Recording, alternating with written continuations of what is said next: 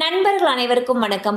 இன்னைக்கு நம்ம இந்த வீடியோல ரேஷன் அட்டை வைத்திருப்பவர்களுக்கு மிக முக்கிய புதிய தகவல் வெளியாகி உள்ளது. ஸோ அதை பத்தி தான் இப்ப நம்ம பார்க்க போறோம்.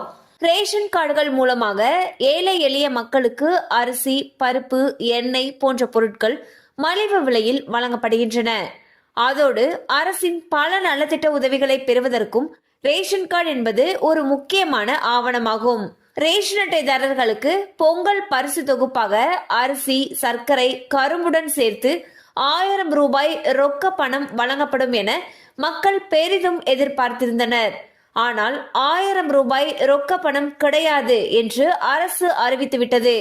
இந்நிலையில் பொங்கல் பரிசு தொகுப்புடன் ரேஷன் அட்டைதாரர்களுக்கு 2000 ரூபாய் வழங்க உத்தரவிடக் கோரி சென்னை ஐகோர்ட்டில் பாஜக சார்பில் வழக்கு தொடரப்பட்டுள்ளது. ஸோ பாத்தீங்கன்னா வரக்கூடிய பொங்கல் பண்டிகைக்கு பொங்கல் பரிசு தொகுப்பாக அரிசி, சர்க்கரை, கரும்பு வழங்குறதுக்கு இருக்காங்க.